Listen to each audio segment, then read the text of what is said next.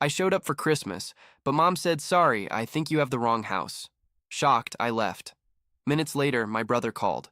Don't be upset, but you know we couldn't let you in. I replied, understood. He forgot to hang up. He still thinks helping with rent means he's automatically included. I canceled rent, blocked cards, and by morning there were 61 missed calls. I was shivering on the doorstep, my breath misting in the icy air, fingers numb even inside my gloves. I knocked once, then rang the bell. Christmas lights twinkled from the windows. Laughter spilled out like warm honey, muffled but unmistakable. My mother's shadow flickered behind the glass, and a second later the door swung open. Sorry, I think you have the wrong house, she said, her voice smooth, her face calm. I blinked. Mom, what are you talking about? Her expression didn't change. I'm sorry, I don't recognize you. Are you serious? It's me. It's... The door clicked shut. No slamming, just a firm, final shut. I stood there, the cold biting through my coat, the sting reaching somewhere deeper. For a moment, I thought it was a joke, some cruel, twisted prank. But then I heard it. The muffled laughter, the clinking of glasses, the warmth of family cheer bleeding through the walls. I stumbled back, turned to leave, but my phone buzzed in my pocket. My brother's name flashed on the screen. I answered, my voice tight. Don't be upset, he began, his tone somewhere between pity and irritation. But you know we couldn't let you in. What? I whispered, still staring at the glowing windows, my vision blurring. You know how things are, okay? It's complicated. Just please don't make a scene. A scene? My voice cracked, and I heard someone's muffled voice in the background. He still thinks helping with rent means he's automatically included. Silence. Cold, crushing silence. I hung up without another word. My breath came in short, angry bursts, clouding the freezing air. I stood by my car, staring at the house I had helped save last year when Dad was behind on the mortgage, the house where I'd covered utilities, groceries, even Christmas gifts when Mom's budget was tight and they shut me out. Not just shut me out, acted like I didn't exist. My hands were steady as I unlocked my phone. I tapped the banking app, thumb hovering just a second before I started. First, the automatic transfer for their rent canceled. Next, the joint account where I sent money for emergencies gone. The secondary card I'd given my brother to help with gas blocked.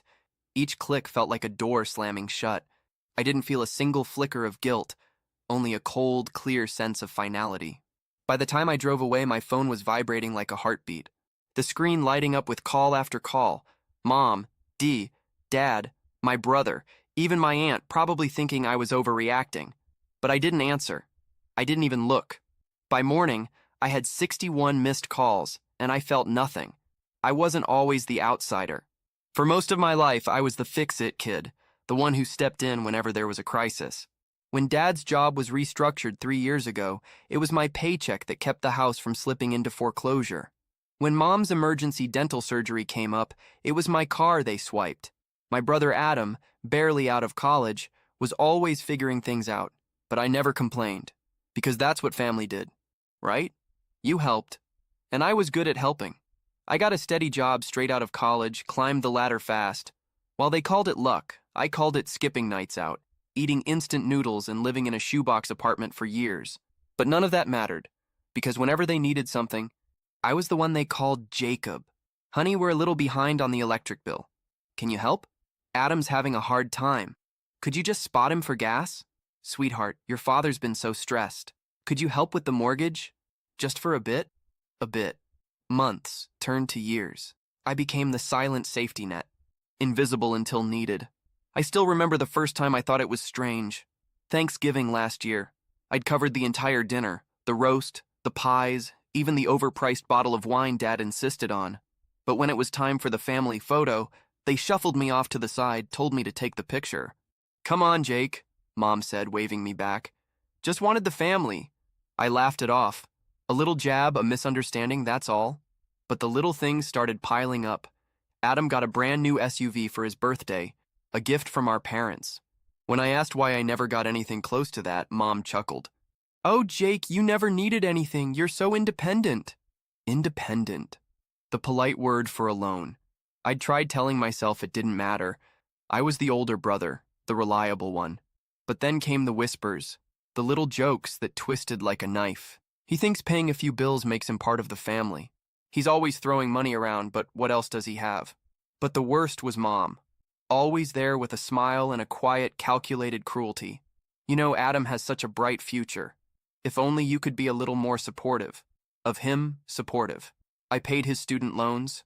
I covered his rent. When he quit his job to find himself, I even co-signed his credit card because he needed to build his credit.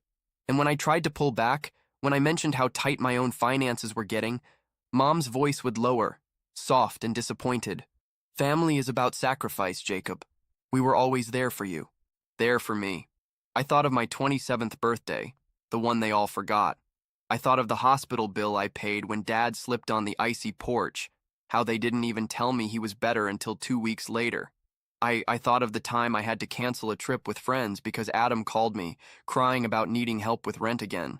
But that Christmas night, standing in the cold, staring at the door they shut in my face, something changed. I wasn't their son. I was their sponsor.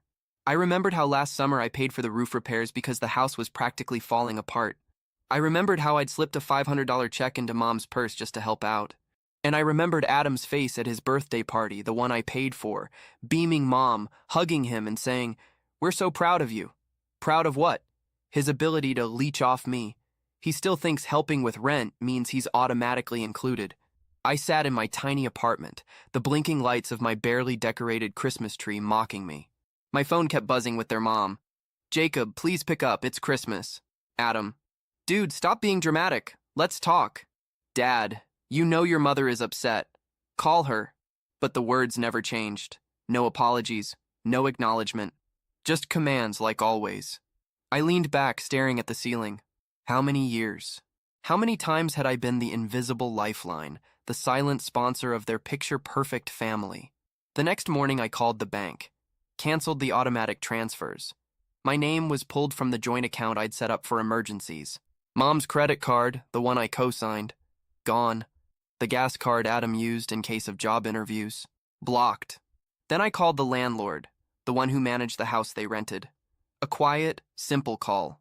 "Yes, I'm calling to update the account. Rent will no longer be paid from my account." I didn't leave a note. No explanation, just a cold, clean cut. I made coffee, watched the snow pile up outside. My phone kept buzzing, missed calls piling up, but I didn't answer. I didn't even watch. And for the first time in years, I felt something warm under the cold. Not guilt, not regret, but freedom. It took less than 24 hours for the explosion. The first call I picked up was my mother's, her voice already sharpened to a frantic edge. "Jacob, what did you do? The rent's not paid. The card isn't working." "Did you?" "I did," I interrupted, my voice calm, almost bored. "You can't just do this," she shrieked. "Your brother needs that card for gas. We need the rent covered.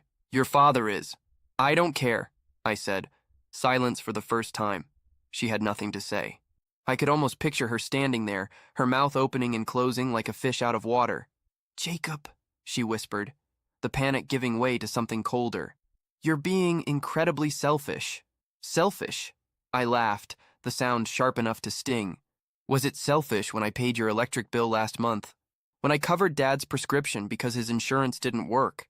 Was it selfish when I paid for Adam's entire graduation trip?" "That was a gift," she snapped, the warmth gone, replaced with the ice of accusation. "A gift is something you give freely, not something you demand. You know how hard it is for your brother. Not everyone's as comfortable as you are." "Comfortable?" I laughed again, this time louder. "Is that what you call it? Working 60-hour weeks while he plays video games? Watching you shower him with praise for his potential while I'm nothing more than a walking ATM? You need to calm down," she snapped. The words clipped and sharp. "Family is about sacrifice." "Then sacrifice something," I shouted, and the words were out before I could stop them. "Sacrifice that new SUV you got, Dad. Sacrifice the vacations you keep posting about. Sacrifice Adam's struggle and tell him to get a job." There was a hiss on the other end, a sharp intake of breath. "I don't recognize you anymore, Jacob. You're being cruel." "No, Mom, I'm being clear." I let the silence hang for a second. "Then I'm done." I hung up. The next call came from Adam, his voice quieter but just as venomous. "Bro, what is wrong with you?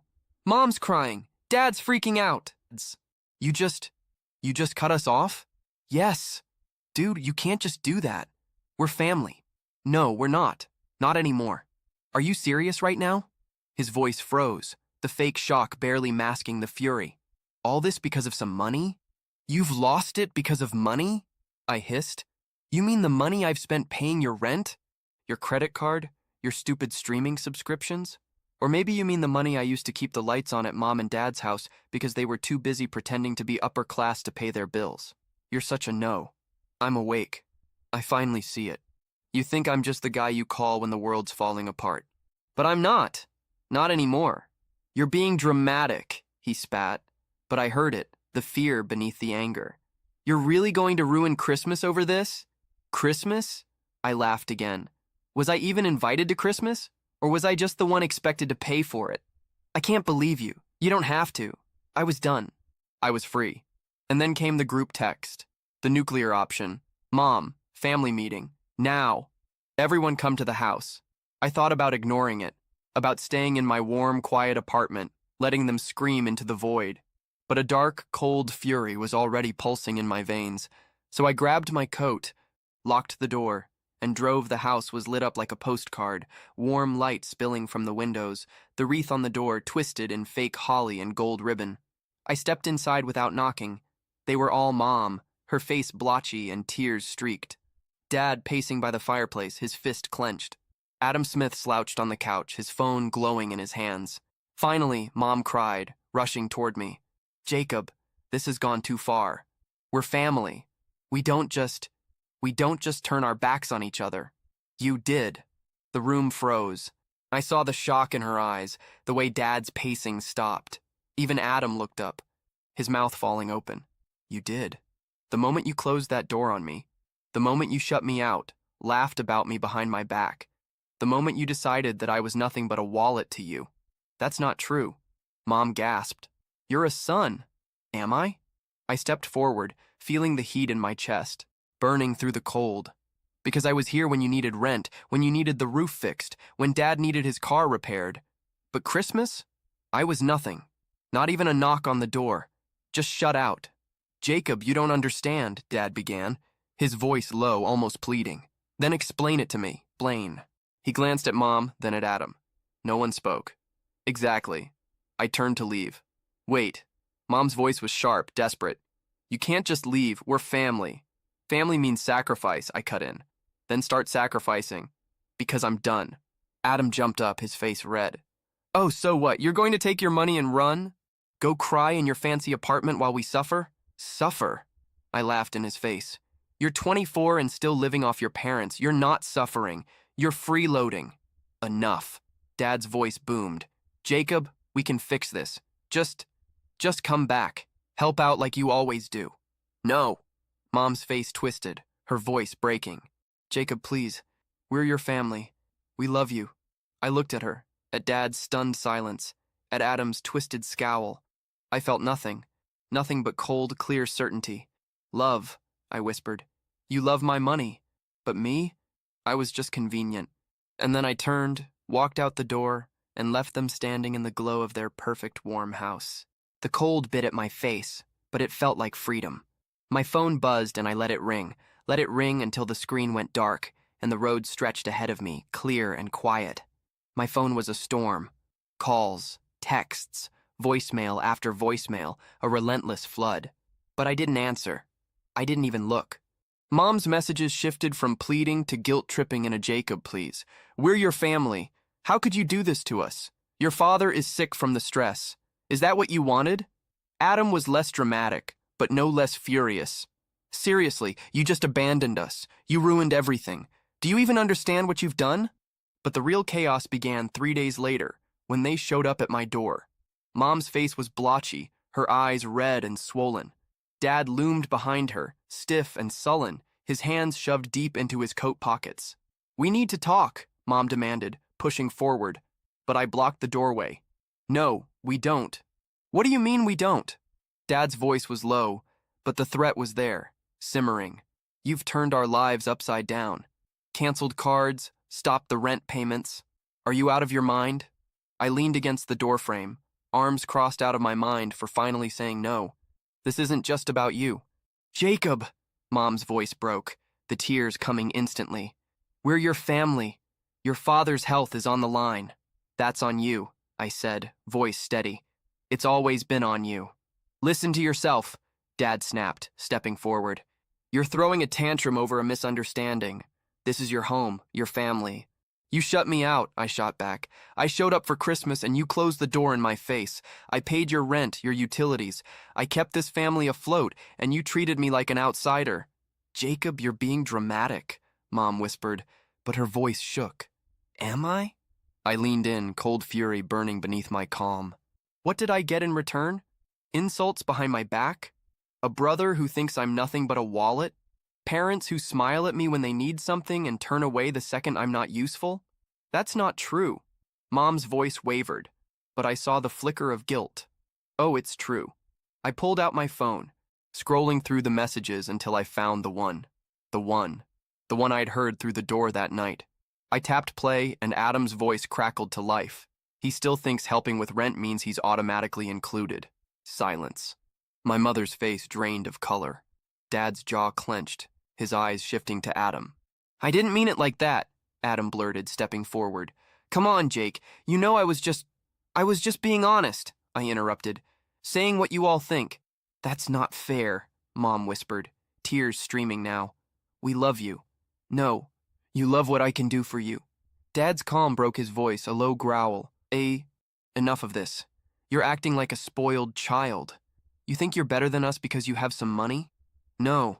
I think I deserve respect, but I'll settle for peace. Peace? Dad laughed, but it was a desperate, hollow sound. Cutting off your family isn't peace. It's cruelty. Cruelty? My voice rose, and for the first time I didn't hold back. Cruelty is using someone over and over, making them feel like they owe you just for existing. Cruelty is laughing at me, calling me a fool for caring. Jacob.